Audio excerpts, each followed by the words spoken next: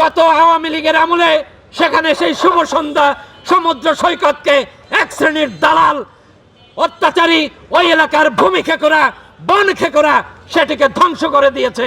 সেই শুভ সন্ধ্যার সমুদ্র সৈকতে যে ঝাউবন ছিল সেটি এখন বিলীনের পথে। আজকে একইভাবে এই সরকারের আমলেও আবার এক শ্রেণীর দালালরা সেই নিদ্রা সৈকতকে ধ্বংস করার জন্য, সেটিকে খাওয়ার জন্য, এটি কারা তাদেরকে চিহ্নিত করতে হবে। সেই আওয়ামী লীগের দালালরা আজকে আবারও এই বিএনপির আজকে বর্তমান সরকারের সেই ছায়াতলে এসে আশ্রয় নিয়ে আবারও সেই একই ধরনের কর্মকাণ্ড শুরু করেছে। সেই ইউনুস ফরাজি, সেই শহীদ মেম্বার, আমরা তাদেরকে আইনের আওতায় আনার দাবি জানাচ্ছি। তারা অপরাধ করেও এই বনের জায়গা দখল করে সেখানে পাকা স্থাপনা নির্মাণ করে সেখানে খাল কেটে রাস্তা বানিয়ে এত সুন্দর একটা বনায়ন সেটিকে ধ্বংস করে দিয়ে আজকে আবার পাল্টা সেই পরিবেশ কর্মীদের উপরে তারা নির্যাতন করছে, তাদের বিরুদ্ধে মানববন্ধন করছে। আমরা তারই প্রতিবাদে আজকে এখানে দাঁড়িয়েছি। এলাকার জনপ্রতিনিধি হয়ে আপনারা মনে করছেন একজন পরিবেশ যোদ্ধা, একজন ফটো সাংবাদিকের বিরুদ্ধে আপনারা অনেক কিছু করতে পারবেন।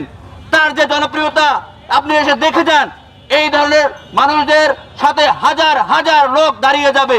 আপনি ওই 2 টাকার ওইখানে নির্বাচন করেন, ওইখানে ভুয়াবাজি করেন, ওইখানে গলাবাজি করে আপনি এখানে একজন জনপ্রতিনিধি হতে যান, কিন্তু যে পরিবেশ যোদ্ধা আরিফ ভাই আছে ওনার সাথে হাজার হাজার লোক থাকবে। অতএব সাবধান হয়ে যান, এখনো সময় আছে। এই বরগুনার তালতলা থেকে আপনাদেরকে উচ্ছেদ করার জন্য এরকমের আরিফ রহমান হাজার হাজার দাঁড়িয়ে যাবে। সেখানে কাঠের ব্যাচ দেওয়া হয়েছিল, সে কাঠের ব্যাচ কোথায়? সেই কাঠের ব্যাচ তো আরিফ রহমানের দেওয়া ছিল, সেখানে টং দেওয়া ছিল সে আরিফ রহমানের, সেগুলো কোথায় গেছে? এই যে বরাদ্দ করেন, উপজেলা থেকে বরাদ্দ এনে আপনারা লুটপাট করতে চান, সেটা কিন্তু আমরা ভালো করেই বুঝি। আপনাদের এখন লুটপাট করতে পারেন নাই, সেই ব্যাচ বন বিভাগ কর্মকর্তারা ভেঙে দিয়েছেন, আর দোষ পাচ্ছে আরিফ রহমানের। আরিফ রহমানকে কঠিন করতে চাইেন না, আরিফ রহমানের সাথে এরকম হাজারো কিন্তু মানুষ আছে। তাদেরকে হুঁশিয়ারি দিতে চাই যে আমাদেরকে নির্দে পর্যন্ত আসতে বাধ্য করবেন না। সময় থাকতে আপনারা সজয় দেন এবং আরিফ রহমান যে কাজ করতেছে তাকে সেই কাজ করতে দেন। এই নির্দেশ ঐক্যকে আপনারা সবাই বলেন যে গোটা দেশের সামনে যে কয়টা লোক উপস্থাপন করেছে তার ভিতরে সবচেয়ে অগ্রগণ্য কিন্তু এই আরিফ রহমান।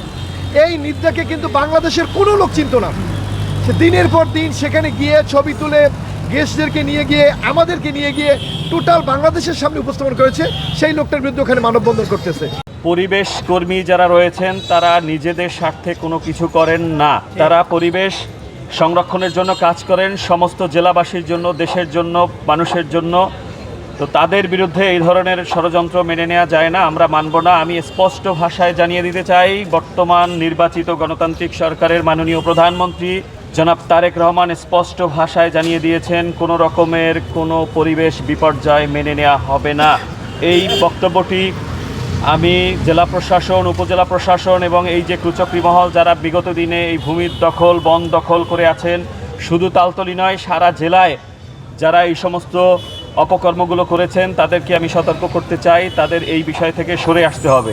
আমি অনুরোধ জানাতে চাই যারা এই ঘৃণিত কাজটি করেছেন তারা আমাদের এই সহকর্মীর বিরুদ্ধে যে স্টেপ নিয়েছেন সেজন্য দুঃখ প্রকাশ করে বিবৃতি দিবেন, নতুবা আমরা বরগুনার যারা সরকারি দলের প্রতিনিধিত্ব করেন, আমাদের মাননীয় জেলা পরিষদের নবনিযুক্ত প্রশাসক, জেলা বিএনপির আহ্বায়ক নজরুল ইসলাম মোল্লা, মাননীয় চিফ হুইপ বরগুনার আলহাজ নুরুল ইসলাম মনি, তাদেরকে সঙ্গে নিয়ে মাননীয় পরিবেশ ও বন মন্ত্রী যিনি আছেন আব্দুল্লাহ আল মিন্টু, তার কাছে আমরা যাব এবং মাননীয় প্রধানমন্ত্রীর দ্বারস্থ আমরা হব। আমাদেরকে সেই পর্যন্ত যাতে না যেতে হয় তার আগে বিষয়টির সম্মানজনক শুরু হবে এই আশাবাদ ব্যক্ত করে আমি ভবিষ্যতে যেন এই ধরনের কোনো ঘটনা না ঘটে সেই আহ্বান জানিয়ে উপস্থিত যারা হয়েছেন সবাইকে ধন্যবাদ জানিয়ে, আয়োজকদের ধন্যবাদ জানিয়ে আমার বক্তব্য এবং সাথে সাথে এই প্রোগ্রামের সমাপ্তি ঘোষণা করছি।